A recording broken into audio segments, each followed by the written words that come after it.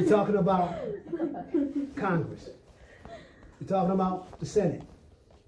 Okay? You're talking about an individual who declared war on a society for non-violent offenses. But you're talking about helping. In which that should have been the strategy way back in 1980. You agree or disagree? How many disagree that? I just want to know. Just how many disagree? How many disagree? Does anyone in here believe that they should have brought out all along the same money, the same budget that they put on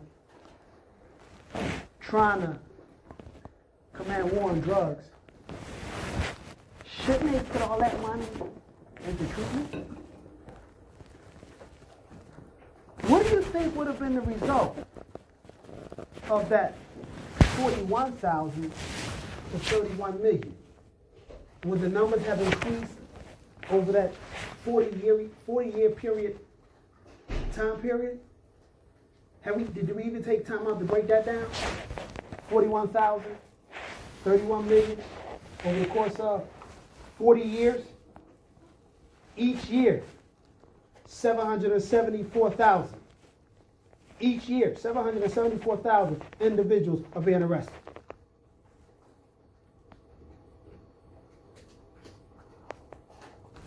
How do you do the math of that? What kind of program is going on? What kind of hidden divergence, strategic divergence is taking place? That caste system that he's talking about.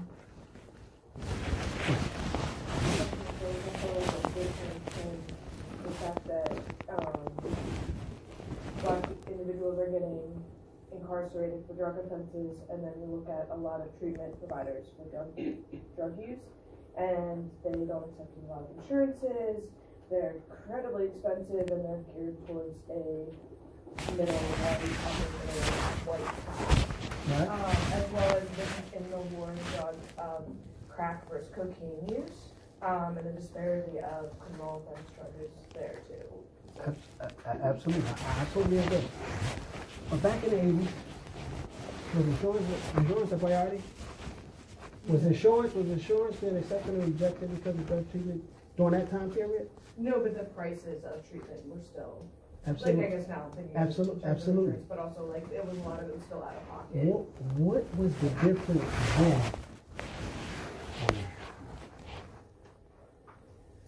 It's not a $10,000 question. You can hold the thought, and you can come back to you. I don't have a problem with that. Okay. What happened? Huge cash grants was awarded. The government giving out grants. Giving out grants. Any grant writers in the room? They bought their best. They bought their best out. Best grant writers in the world. Did what? It was giving out grants awarded to law enforcement. For what? The ones that were going to make the war on drugs a priority. They're going to pay these guys just to chase after drugs. He said this was a massive bribe offered to local and state law enforcement by who? None other than the government. Home of the free, land of the brave. Change the narration though. Let's change the narration. Change the narration and the people will follow. They changed the name. People started to catch on. They changed the name. And what do they call it? The Edward Byrne Memorial State and Local Law Enforcement Assistance Program. Why did they call it that? Because an officer was killed in the line of duty.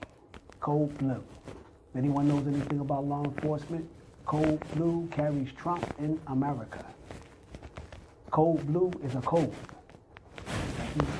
So code black. He put the code black. The black laws, right? Code blue is a signature right here in America. Okay? And code blue is honor. A law enforcement officer was killed in the line of duty. Guarding what? An individual who was held for court for a drug case. The Pentagon. When is the Pentagon called in? Come on now, when do you ever hear the word Pentagon? When do these guys ever get involved? When are they ever included? You talking about the elite of the elite. This is an elite Ivy League school. Pentagon. We got nothing on the Pentagon. Nothing on the Pentagon. The Pentagon was giving away military intelligence, millions of dollars of firepower.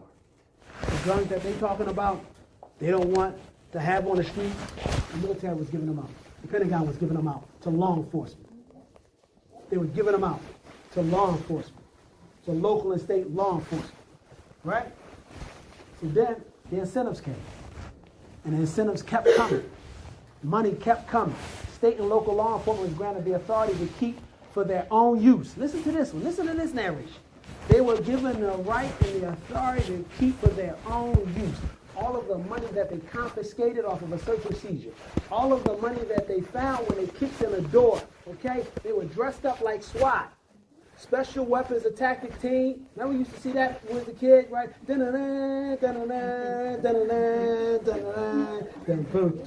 remember that one? That was SWAT, right? Who made the correlation? Who connected SWAT to the war on drugs? That's what it was for. Okay? They had this battering ram. They come. They knock the whole door down. The door comes off the hinges and everything. They come in, full metal gear. They look like Navy SEAL. You know? They're like Navy SEAL guys. Coming in for a non-violent offense. Drugs. I'm sorry. I'm sorry, you're military. I mean, that all started with, you know, they put us there, like, we're on the border now.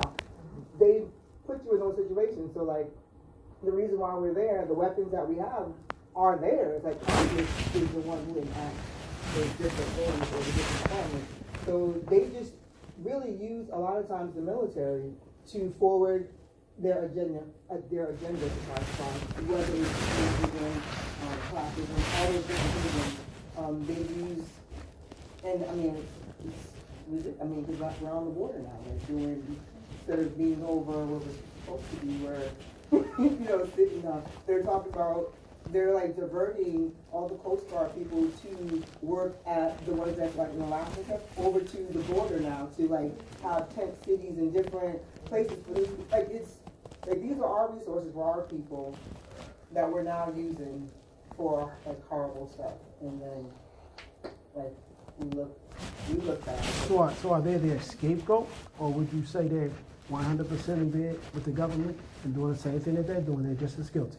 Oh, I mean, they're all up there together. I mean, going to Absolutely. I'm just saying they're all at the table. Absolutely. They're all at the table. Thank you for your input. Modern drug forfeiture law dates back to 1970. But in 1984, Congress amended the forfeiture law. Gave officers the right to do what? Keep cash. Every time you roll up on a drug dealer, the first thing you're thinking about is what? How much money you got in his pocket? How much money you got in his pocket?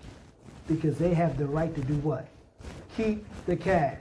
You roll up on a guy, he got 10,000 in his pocket. 10,000 in his pocket, he got 10,000 in his pocket. Yes, the youth, the urban youth. They got 10,000 in his pocket, 10,000 in his pocket. Huh? They got 45 bags of that stuff in his pocket. He roll up on him, he ain't worrying about that stuff. What he worrying about? That 20,000 in the right and the left. The kid might even have a gun on him. Huh? They don't care nothing about the gun. 20,000. Tax free. Huh? He's going to put it right in his pocket. Byrne funded drugs task force, and he seized over what? $1 billion in assets. 50,000 will get 6.3 years of your sentence. $50,000. Listen to this one here. Listen to this now. $50,000 will get you 6.3 years of your sentence, just reduced. $10,000 bought you elimination or reduction in traffic charges. What was the biggest incentive? The biggest hidden incentive, strategic diversion, was what? Mass incarceration. That was the goal. That's what they're chasing after. They're trying to fill up institutions.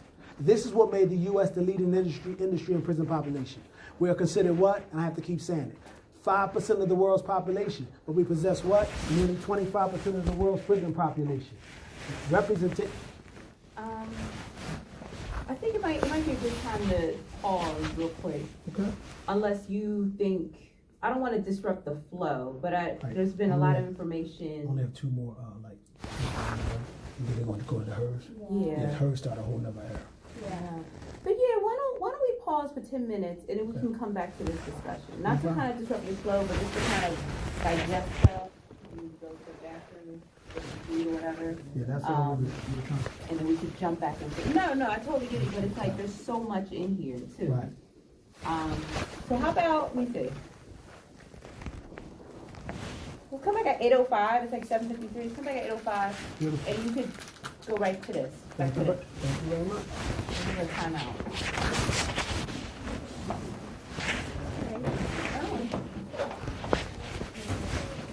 Yeah, every time.